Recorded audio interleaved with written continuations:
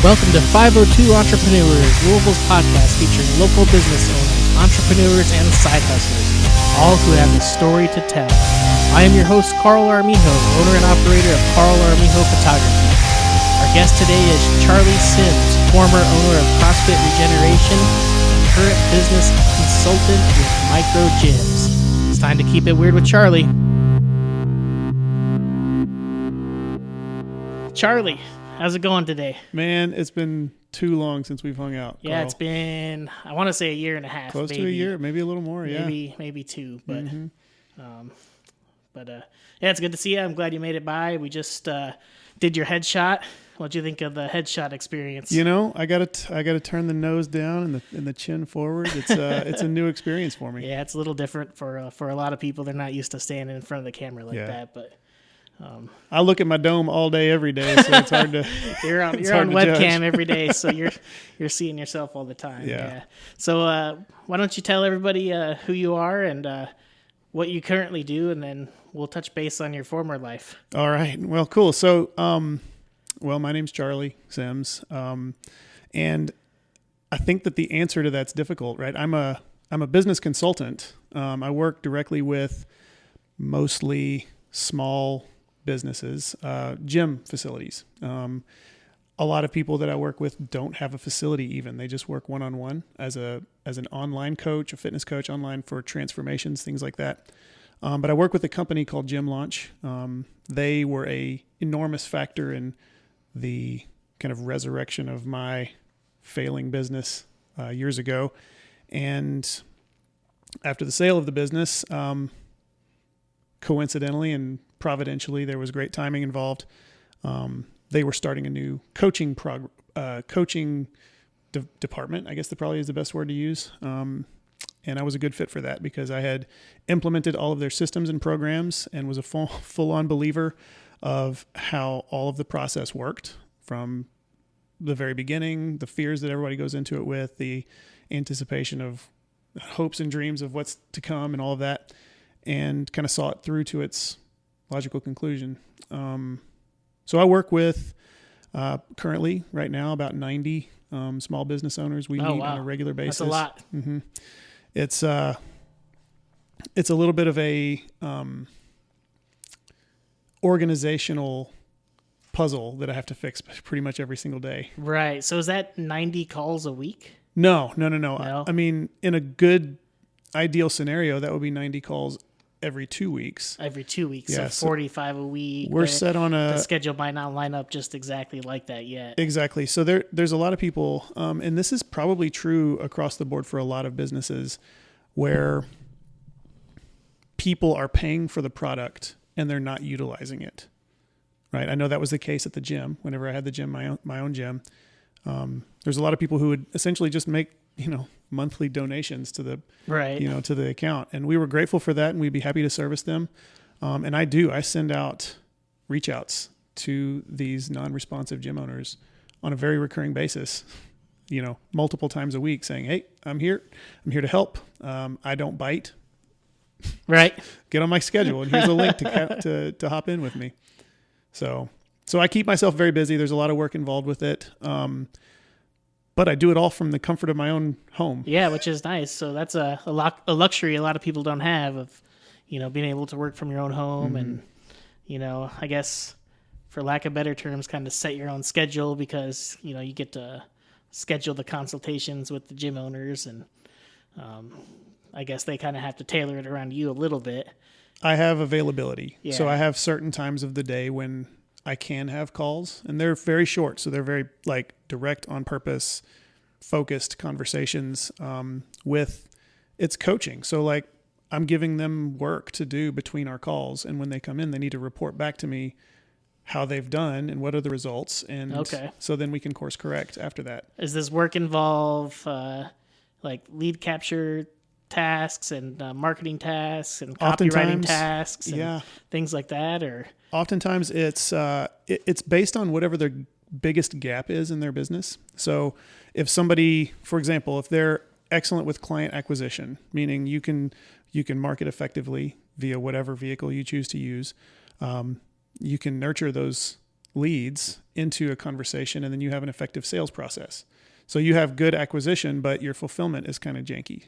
Right. Then at that person, the conversation is then focused on, okay, so let's talk about retention. Let's talk about ensuring that the people actually get the thing that you promised them in the sales conversation. Sure. In my experience, like that's the exact opposite of experience for a lot of people, is where they're really good at the fulfillment process of, owning a gym or operating a gym, but they're very poor at, client acquisition. That's true. Well, and that, I think the problem that a lot of gym owners go with, and this has been my experience for a really good percentage of the people that I work with right now, is they don't truly believe that they're worth the money that they need to charge. Oh yeah, that's definitely a problem. And, and you and I were having this conversation just a few minutes before this, like, how do you justify a, close to mortgage payment? Right. In somebody's mind. And like, so I have that conversation with people. I'm like, okay, listen, what are all of the things that you could give them to justify them paying you $1,000 every month? Right. And they come up with this list of like, okay, I could do this and I could do this and we could do this and we could also do this. I'm like, okay, well, how much would it cost you to do that as a business owner? Do the math, find out what your cost of fulfillment is. Right. And then you can actually create the program that those people will purchase, because it'll be worth more to them, because you're not going to charge $1,000. It's worth $1,000, but right. You're not going to charge that much, because then you have what's called a mafia offer. Yeah. Right. And then they're going to have no. a hard time themselves if they don't believe in the value they're providing. When they're having that conversation with their client, they're not going to come off as, confident or, expecting that the client, would be interested in doing their program, because they don't think it's worth the money they're trying to sell it for. That's true. And I think a lot of times, and this may be just true for gym owners, but I don't think it is. I think it's true across the board, where somebody who doesn't have a lot of money has a hard time justifying somebody else spending a lot of money for the thing that they think is easy. Right. No, I think that's a business owner problem in general, right? Because we're never our ideal client. No. Ever. We think we because are. we know what we know how to do the, create the product and this Mm-hmm. and kind of stuff. For us, it's easy, so it's not worth a lot, because to us, we know how to do it. For everybody else, though, who doesn't know, it's worth plenty. I tell people all day long, I'm saying, these people are out there spending thousands of dollars every year trying to lose weight or trying to get this desired outcome that they have in their heart that they want to achieve. And you have the path. You have the path, you've got the tools, and you've got the expertise necessary to help them achieve that. It's worth it. It's worth it. And it's funny, when we measure retention, right? Retention is part of the fulfillment side of Sure. our business metrics. When we measure retention, one of the things that is a surprise to a lot of the gym owners is oftentimes, more often than not, the people who are paying a higher dollar amount are kept on a longer term. It's the cheap memberships that people just toss out the window. Yeah, that makes sense. It's way easier to quit something like that. Yeah. So You don't have any skin in the game when it's $10 a month. yeah. So, I mean, I think that's what's hard for a lot of these small business owners, is to be able to think, this was my side hustle. This was my passion project that now has become a real big boy job. And I have to be able to provide not just enough to keep the doors open and the lights on, but, oh shoot, I've got people that I'm responsible for paying for their lifestyles too. Right. Right. My staff and, help that's on board. And then your family. My own family, right? And the thought is, I think the most frustrating thing that I come into is people with their goals of keeping the doors open. And I'm like, that's not a business, that's a hobby. Yeah. Right. And it's okay if that's what you want. If you want to have a hobby, please, by all means, have a hobby, but it's not a business. A business only exists to turn a profit for the owner. Right. Right. And we can make fun of that. We can criticize that. We can call it, greedy or whatever. It's not. And it's just the reality of the world that we live in. Mm-hmm. It's a win-win. It's a win-win. How can I have this conversation with people such that I give them exactly what they want in exchange for the thing that I want? Right. Right. It's a abundant exchange, I think, is probably the best word to use for Yeah, it. I kind of like that. So That's pretty good. So you're in your consulting thing now, and before you got into this, you were a gym owner yourself, right? So you've got that hands-on real life experience of, running, operating a business, paying for staff, and all that stuff. So how long did you own Regen for? Okay. So yeah, my CrossFit gym, I had a CrossFit gym here in Louisville. CrossFit Regeneration. If you've ever heard of it, it's because I tried my butt off to get the message out. But so it's in J-Town here in Louisville. I owned that gym for 6.5 years. Okay. 7.5 years. Dang. Okay. Time goes by. Yeah. So we started it with no money, literally. Like my wife and I were missionaries. We lived off donations for the majority of the first part of our marriage. And I made a little bit of extra side hustle money, if you want to use the word side hustle. I know that's part of your intro. As a personal trainer. And I found out that I was pretty good at it. And so I was like, you know what? I could be a personal trainer and have my own gym and think training people was the same as running a business. Totally different. Like a very smart guy, right? Like, do I look, maybe I'm dumber than I look, but I've made the same mistake. So I probably would have been initially, I think I would have been happier just to stay an excellent trainer and not have to worry about any of the headache related to business. But what I found is that the hard work of learning business, I didn't want to learn it. I just wanted to like hire it out or pay somebody else to, or what is that word? Outsource it, man. Yeah. I just wanted to outsource all the hard things, the frustrating things, the detail work. And it almost cost me my business. It almost cost me really in a lot of ways my whole life because things were crumbling completely. I'd just through grit and hard work made it work for the first until 2016. I was just trying my best. And then 2017, the bottom fell out and I just couldn't figure out a way to just keep the money enough to be able to even pay myself. So I think towards the end of 2017, we had gone 5 months without a paycheck. Oh, wow. Like no money, right? Not just like, right. I mean, and we didn't have a savings account to fall back on. Fortunately, we were living with my wife's parents. So we were kind of inhabiting some of that and having some of the, I don't know, whatever you would call it, just the float that happened because of it. Yeah. I mean, you're fortunate that you had that opportunity as well. So, it put me in this place of like, I will give somebody money to get this thing out of my hands. Right. And I was actually actively shopping it out, trying to find a buyer. And I had 3 people on the hook, 3 people on the hook, which was hard to do because I didn't want it getting back to the members, not until it was already a done deal. Absolutely. Because then that creates this unease and whatever.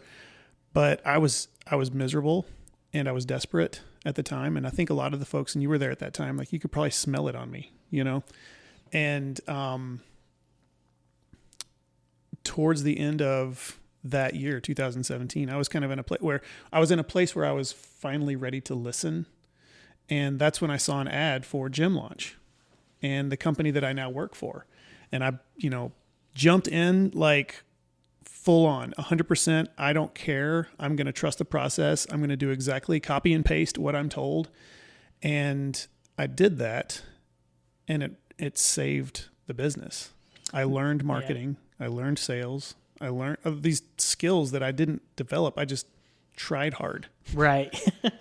So I find marketing pretty fascinating, and the things that speak to each person is different. Mm-hmm. What about the Gym Launch ad caught your eye that made you think, man, I'm gonna click on this thing and see what it's about?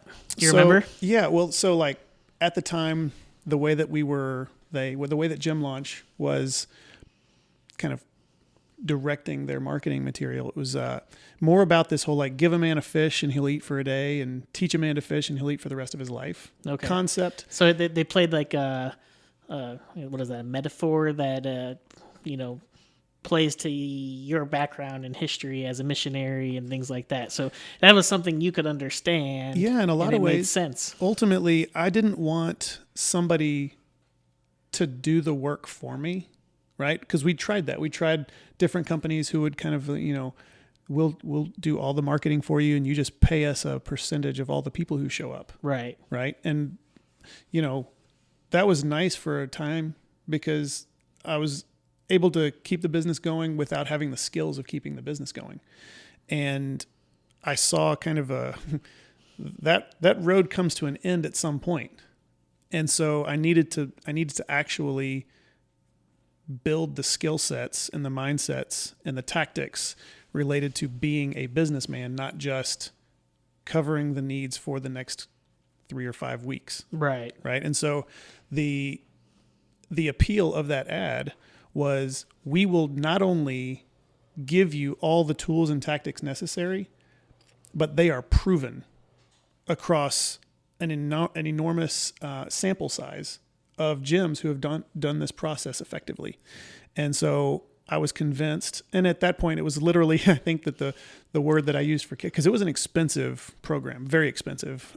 Jumping in initially, it was like, we didn't pay our rent, we didn't pay our payroll, we put everything on hold. And I was thinking, I mean, if this works, then great. If it doesn't work, then I'm just going to have to close the business anyway. Right. I was kind of at that point where it was like, I'm scared that I'm going to have to go get another job. That's about it. That's a big risk to take at that point. So I was pretty much leveraged, didn't have any remaining debt available to me. I didn't have any cash flow. Like, we had to wait till the membership money came in on the first of the month, and then I took that money and gave it away, and then spent whatever was left of that on Facebook marketing, on stuff that I'd never done in my life. Right. So I remember I was going through the training, and it was like, setting up a landing page and how to create your ads on Facebook, and here's how you optimize that and stuff like that. And I was like pushing play on the how-to video, and then like pausing it and then going and doing it, and then pushing play and then pausing it and then going and doing it. So it took me, an hour to go through a 10-minute video. Yeah, I've been there. So I've done that. But when somebody's desperate, when their back's against the wall and they don't have another choice, you kind of figure it out. You do what you have to do. Yeah. Mm-hmm. So, and it worked for us. It worked really well. We doubled our revenues in short order, and then continued to kind of maintain and grow and slowly kind of inch forward over the course of the next year. And I began to have a measure of confidence, right? I knew how to do it at that point. I knew the tactics and the skills necessary. I had grown into a businessman, not just a trainer who had a business. Right. Yeah, that makes sense. Mm-hmm. I think that's the problem most of, people have is, like you were talking about earlier, you want to turn your hobby into something you could make money with, but doing your hobby or whatever it is different than doing business. Oh yeah. And you have to have a completely different mindset, mm-hmm. Which is sometimes, well, not sometimes, almost all the time, hard to set in unless you've done business before. Absolutely. And a friend of mine emailed me, this guy I went to high school with. He emailed me, he's like, hey man, so I've got this guy he wants to be a trainer and he's got 1,000 questions. Do you want to take 5 minutes and chat with him? And I was like, yeah, sure. I'll chat with this, college kid. It'd be fun. So I've been pinging back and forth on Messenger with this kid. And he's like gung ho about being a personal trainer, and he wants to, start his own little business and this and that. And I was like, cool. I'm on board for that. I train people in that all day, every day. And I asked him, I said, how do you do with sales? He said, well, people tell me that I'm pretty good. Like, okay. So like, have you gotten money from anyone for anything ever, Right. But then I asked him, so how much are you worth? How much is an hour of your time worth? And that was 3 days ago, and I haven't gotten an answer yet from him. Because that's the thing, like nobody has knows. Any idea what their value is. Because, I think I heard a story about this boat that was broke down, and these people kept like trying to figure out how to fix it. And they brought in consultant after consultant after consultant to figure out what was going wrong with this boat and why it wouldn't turn on or whatever. And they finally got this one guy in. He's like, I'll fix your boat. It'll be $100,000, something outrageous. And they were like, okay, please, finally, one person who's confident that they can fix our boat. And he goes in there with a wrench, tightens one bolt, opens up his hand and says, give me the cash. And they're like, what? All you did was turn the wrench. He said, okay, cool. It's $99,000 for the knowledge and $1,000 for the actual wrench turn. Right. And the knowledge, the time that you invest in actually acquiring the expertise necessary to give somebody what they actually want, which they wanted the boat fixed. They got the end result right. that they wanted, is worth getting paid for. And people need that leverage. Because you've put a lot of time, effort, energy, everything to get into the point where you're at now, where you can have that knowledge and expertise to pass on to people or to, provide a product or a service or whichever direction you're heading. Yeah. Yep. So, and it's interesting. So my latest almost obsession has been like persuasive writing. Okay. I was never great at it. And I don't think that I'm great at it yet. However, it's interesting for me to notice and think through the difference between ads. So like I'm watching, I'll watch a YouTube video and I'll see ads. And instead of like being mad, I used to be real mad whenever the ads would show up and it'd be like, skip ad, Now you're watching them all. I'm watching them. I'm like, okay, well, what is the message? Who are they trying to talk to? What's the stack? And the stack, here's what this is worth. Here's what this is worth. Here's what this is worth. And I'm only asking you for this much. Right. This is impossible to say no to now. Right. Like, and then I take notes on what I've bought. Like, we just got done with the holidays and I'm looking back over, the season of buying crap. And I'm like, okay, well, what is it? What are the things that enticed me well enough to make me want that thing? Yeah. And how was it communicated to me? And I think that there's a lot that we can learn about that, especially in the world that we live in where Facebook marketing or Instagram or YouTube, all these crazy. There's so many rules associated with what's going to get you, flagged or deactivated. Like you can get your whole account just crushed. Closed for nothing. Yep. And it's not for nothing. There's rules and they're legit, but we have to know them. We have to understand why. But the cool thing is, and I've been preaching this from the mountaintops to my gym owners, is that's not applicable inside of email. That's not applicable inside of Messenger. That's not applicable inside of a phone call. Like all of the things that get you flagged on Facebook for, whatever, breaking their rules. You can say the things that you used to be able to say. Yeah, you just have to do it in a different format. Yeah. Yeah. And everything has its vehicle. Yeah. I just learned the other day that you can go into your Facebook settings and you can view every ad you've clicked on.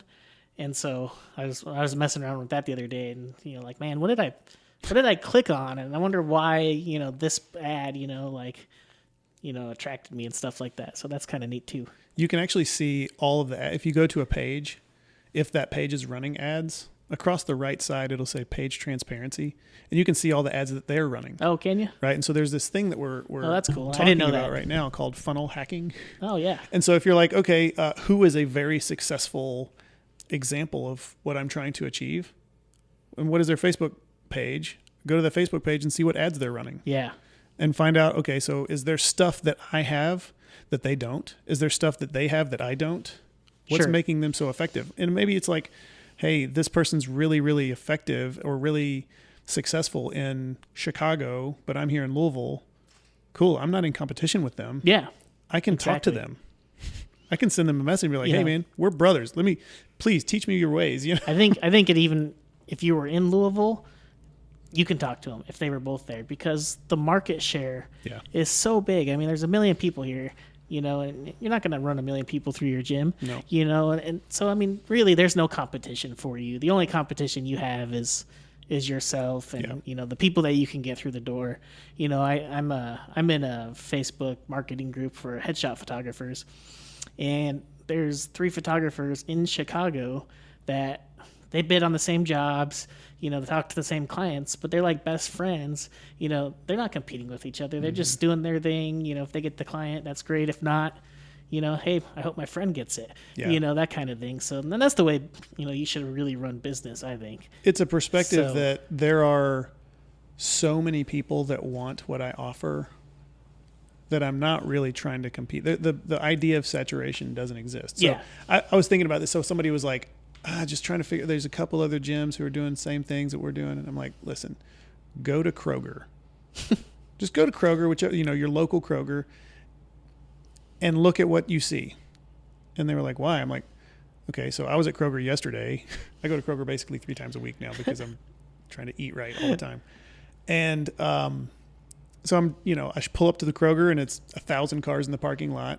And I go inside and I walk around for a full half an hour. And this is like a mile from my house. So it's my neighborhood Kroger, right?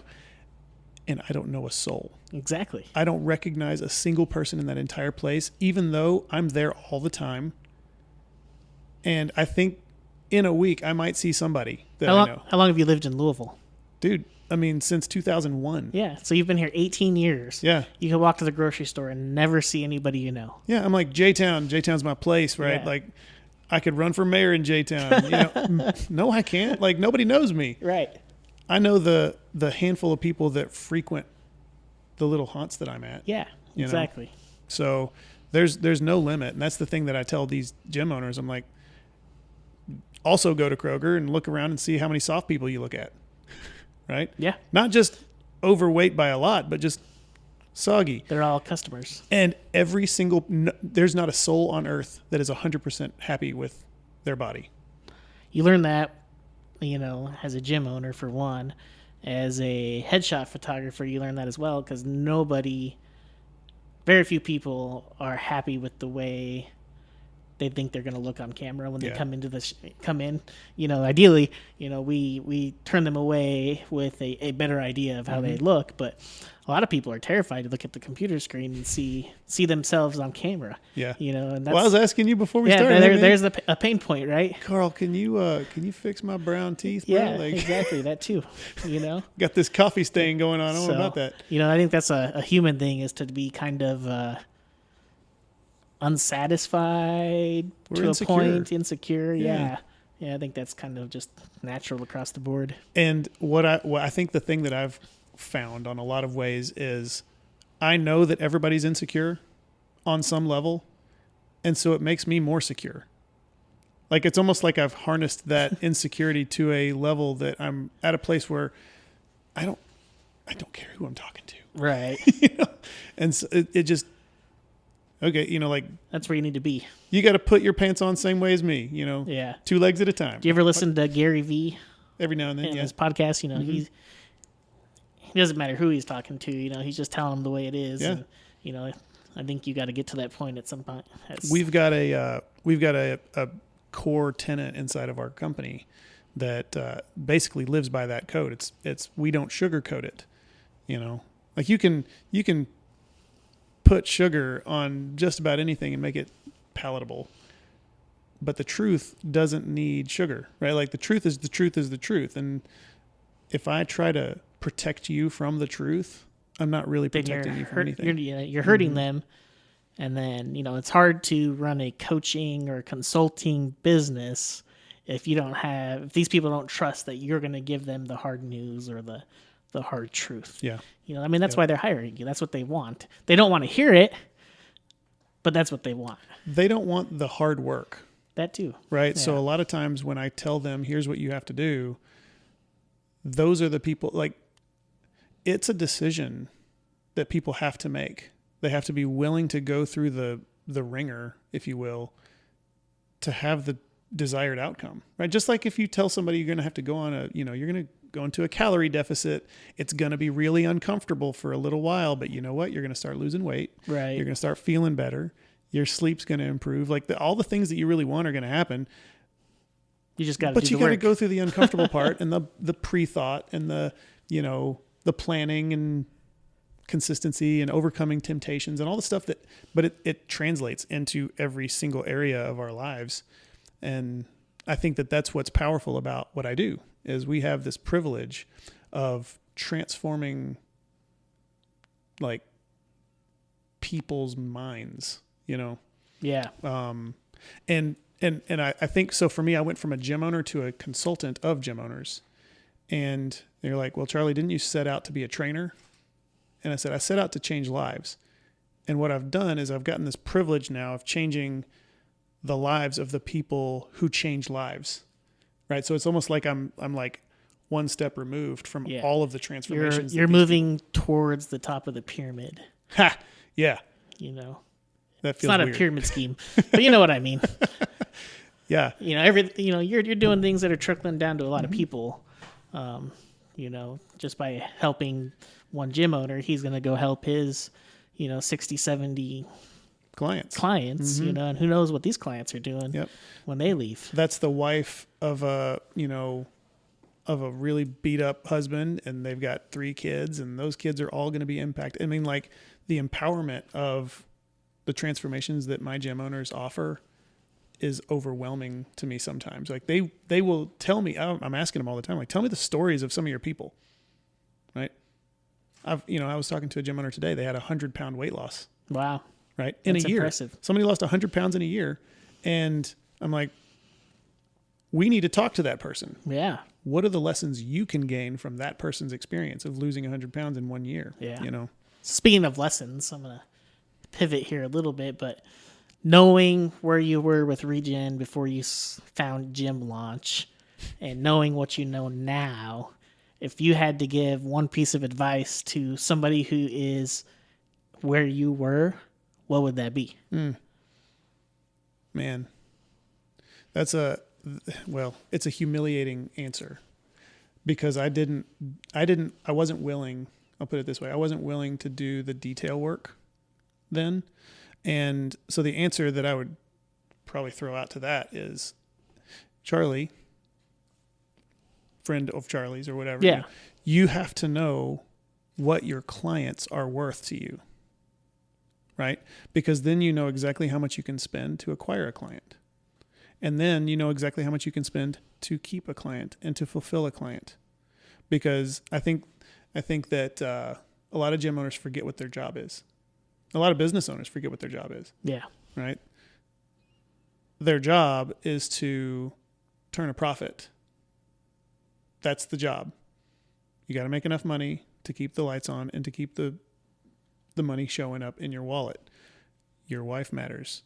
Your sons matter. Your daughters matter. Like, those people matter.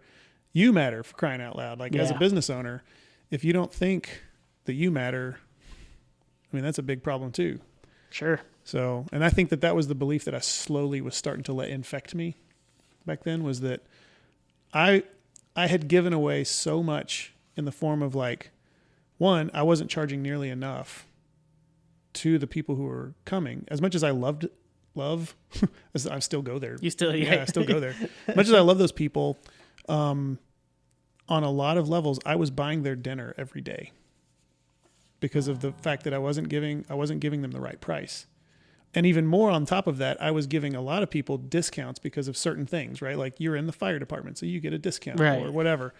And I got, in the 6.5 years, 6.5, however long time that I had that business, I got two people who, like, came back to me and gave me a legitimate thank you for the, like, fact that I was willing to work with them price wise and that kind of thing. Yeah. Right. You give that discount, there's a thanks right there, But that's it. but there's never a so that amount is now what this product is worth to you. Right. And it's not worth the true price. It's worth what it's now been. And if I change that at all on you, now there's bitterness, there's frustration, whatever. And so, And then there's frustration on both sides. and You're frustrated you're not getting what you think you're worth or know you're worth, and they're frustrated because they've been paying a discounted rate for who knows how long. And And it was such a painful experience to have to go through that process with people. And so telling people right now, like, and I have this conversation with gym owners all the time. Like, I've got a guy, he's got 300 members. Wow. In a CrossFit facility, and it's a full, there's no room for more people. It's a small facility full. And I'm like, you have to raise your price. You have to, because he's this close to going out of business. With 300 members. With 300 members. Yeah. And I'm like, this problem doesn't add up. Right? Right. He's trying to pay his own bills by doing personal training on the side. Wow. And I'm thinking, no, your business needs to fix. And that's what I'm telling him to do. He just hasn't been willing to do it yet because it's scary. It's a very, very scary conversation. It's scary. Because on some levels, I'd love to get, 2/3 of your money than 0 of it. Yeah. Exactly. So, this is like, I think we were talking about it earlier, but, at some point you raise your rates, you're going to lose some of these clients, but they're not your clients anymore, right? Your new clients are the ones that value what you're going to give them at the rate that you're asking them for. Yeah. And so you may have fewer clients, but they're going to value what you do, and you're probably going to make more because you're charging more with fewer clients. So there's nothing wrong with that. It's just hard to get there mentally to say, I'm going to say goodbye to 100 out of these 300 people because I raised my rate. And the guy down the street, is going to get all of the people that I work really hard and love. And but I think that's where I had to change my mindset, because as much as I love all the people at the gym, I can't expect, in fairness, a reciprocation of that love. It was unfair of me to expect that from my clients. Right. And so also on top of that, it was also unfair for me to give a discount to someone when I wasn't willing to give that discount to someone else. Yeah. Right. So that was a matter. The thing that fixed it in my head was I had a mentor who looked me in the eye and he said, "You're a man of integrity, right?" I said, "I like to think so. And I try to do what I say I'm going to do and that and that." And he said, "How many people are paying more than this person and this person and this person and this person?" "What do you mean?" "What do you mean?" I tried as hard as I could to wiggle out of it, but I couldn't, because I was giving somebody something and I was giving somebody else the exact same thing and they were paying different prices. Right. And that's not equitable. It's hard. Yeah. So I had to put it on a level of, you know what? Like, if I'm going to give you a discount, I'm paying for it out of my own wallet. That's essentially what it is. It's still going to the business. The business is getting paid for it. But then that had a shelf life. Yeah. A very short shelf life. Exactly. Right? Because for a long time, I didn't have that cash. Yeah. And even when we were really kind of turning the corner and starting to make the business functional and working well, and at that point, there was so much debt that I had acquired over the years that I still never actually truly, I went into the process of like finally breaking off, and that's when we sold the business. Okay. Right when I freaking got out of debt. So, well, it seems like it's worked out and been a positive thing for not only the owner who purchased the gym, but for you as well. So it seems like both of you are enjoying some different forms of success now. So yeah, it's so fun to see, the new owner is doing things in a way that's completely different than I ever did or probably ever would. But I also get to have the enjoyment of not having the pressure of keeping up with all this stuff. And we had a Christmas where we didn't have to worry about, like, usually during the latter half of the year, that's when folks start to kind of drop off membership. Other priorities step in. Hey, it's basketball season in Louisville. People want to watch basketball. So, and Christmas and all the presents and everything. Yep. So anyway, I didn't have to worry about any of that stuff. Yeah, it's nice. I just got to actually enjoy being at the gym with the people. Sure. Which is what I always wanted to do in the first place. That was your goal to start with. Yep. So. Oh, that's awesome. So let me ask you a couple random questions now to just to kind of veer off a little bit. Maybe it's not random. I don't know. I asked this to Shane. He was my previous guest, but he does a lot of things. So how many revenue streams do you currently have working for you? Cool. I have 2. Cool. And that's it. So my main gig is with Gym Launch. That's a salary job. I got some bonuses. I mean, it's a really great opportunity for me and I love it. And then I still have my affiliate through the supplement company that we work with. Oh, okay. Yeah. So, we have some of the best supplements that I've ever used as far as in fitness.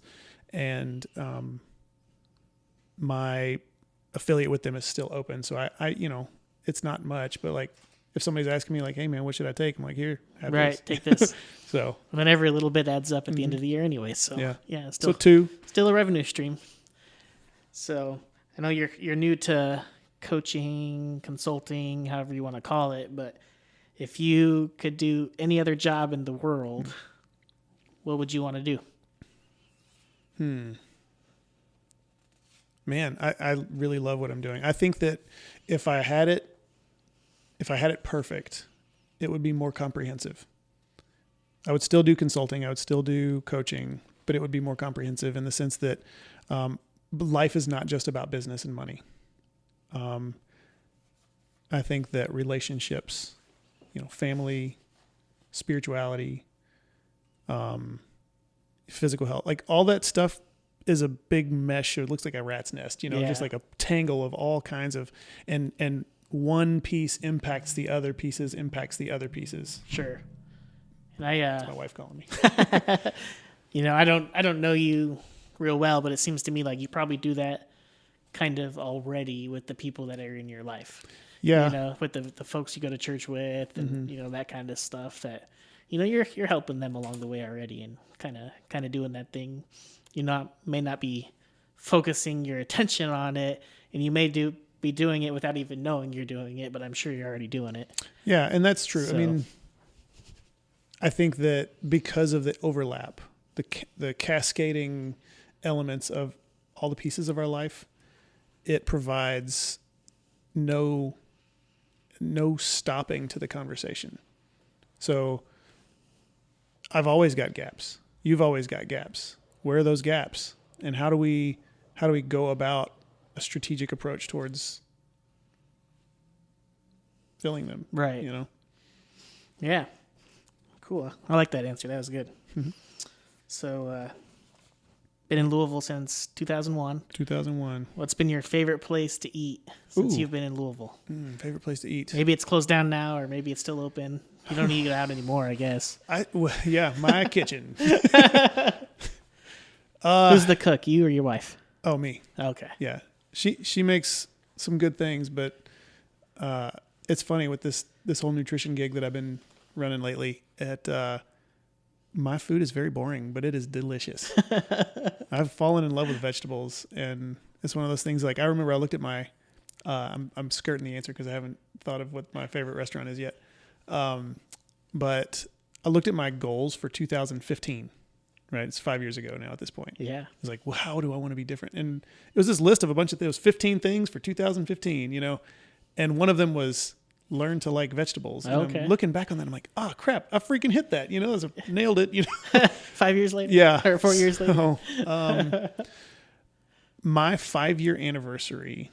So I've been married now 15 years in May, but our 5-year anniversary, we used to live on Lower Brownsboro Road, near downtown Louisville, and we were next door neighbors to Pat's Steakhouse. Oh, okay, yeah. And Pat's Steakhouse was like this, mythical god to me. I was like, I always saw, really nice cars and super well-dressed people going in there, and I found out that it was cash only, and like, I don't know if that's still the case. I don't either. But anyway, I made a reservation. Like I walked next door to make a reservation to Pat's, and we had steak, and it was delicious, and it was wonderful, and it was a bit of a letdown for me because I had built it up to be this overwhelmingly fantastic experience, and I looking back on it, I'm like, they delivered exactly what they said they would, and it was good, and I loved it. But I think that the romanticizing of that experience was pretty interesting to me, and so I'm looking back at places that I've eaten, and almost every place that I go has something fantastic in there. I agree. And there's also stuff that's completely forgettable. And what I'm taking away from this question is I remember places based on the people I was there with. Okay, that's fair. And you remember the experience more than the taste of the food. And that was so I have a coach who I'm working with one-on-one right now, who's basically working with me on my nutrition practice.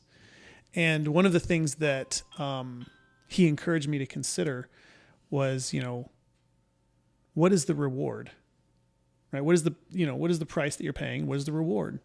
And I remember I saw a picture of, I'm going to get to the real point of this in just a second.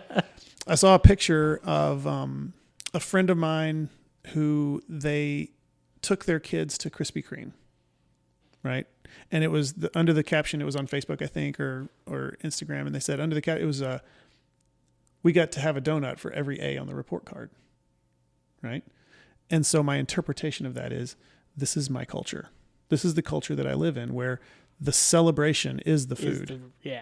And what I'm trying to, as hard as I can, buck against and turn and pivot on is the celebration is the people you're with. The celebration is the experience. And you can have, I went to a birthday party for a friend of mine at Bear Nose. No, Mellow Mushroom. It was a pizza place. Yeah. Doesn't matter. And there, it smelled great. They were eating it. And I had my, package of boiled chicken. Well, I had, Instapot chicken. I had some chicken. Okay. I had some, That's not as bad. some. It was on a calorie cut that I was doing at the time, and I was like showing up with my Tupperware. Yeah. And the waitress made fun of me, and my buddies made fun of me, and they're drinking beer, and they're having the pretzels and dip, cheese dip, and everything, and it was like, oh man, I'm missing out. But I didn't miss out on a moment. Right. I didn't miss out on anything. I got to have probably the most unique experience out of that entire group, out of that entire room. Right. And I think that what I'm doing right now, as it relates to restaurants, I'm going and I'm eating the food of the restaurants now. I'm not showing up with Tupperwares, but the experience is what matters. The people that you're there with are what really matter. Yep. So that makes sense.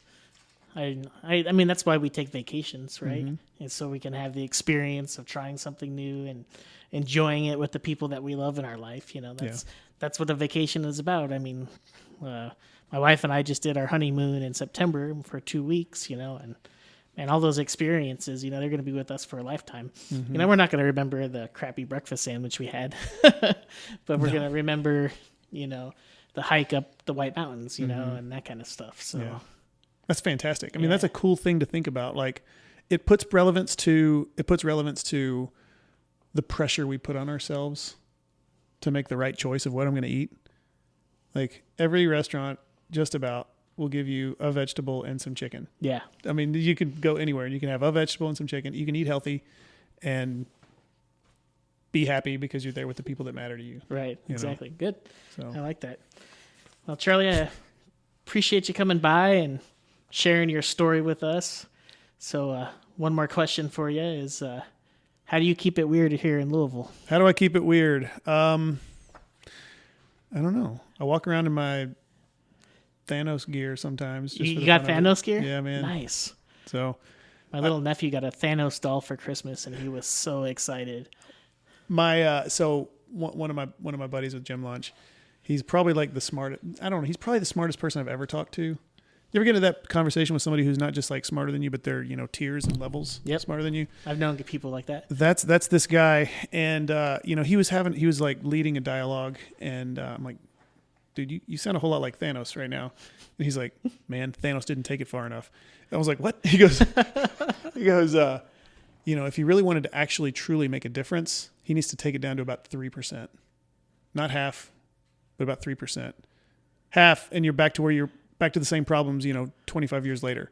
He's like 3%, and we got some ways to go. So I'm like, good Lord. All right. But so where do we find you walking around in your Thanos gear? I want to see this. It's all in the digital world. Okay. So you got my Hydra shirt and my Thanos posters and random crap. Actually, I'm huge into the Avengers movies. I love all of them. I think they're super fun. My current goal is to like get jacked like Captain America. Oh, yeah. So if there's anybody that could do it, I believe in you. It's so funny. So that's how I'm weird. I think I'm a weird guy because of that, but I don't know that I'm unique in that. Well, there's plenty of people who love the Avengers, so definitely not unique, but everyone could put their own spin on it that can make it a little bit weird. So nothing wrong with that. Well, I love being here, Carl, with you. Thanks for coming by. I appreciate it. I definitely enjoyed the conversation the whole time, the whole experience. So we'll catch you next time. All right, buddy. All right. We'll do it again. Ya.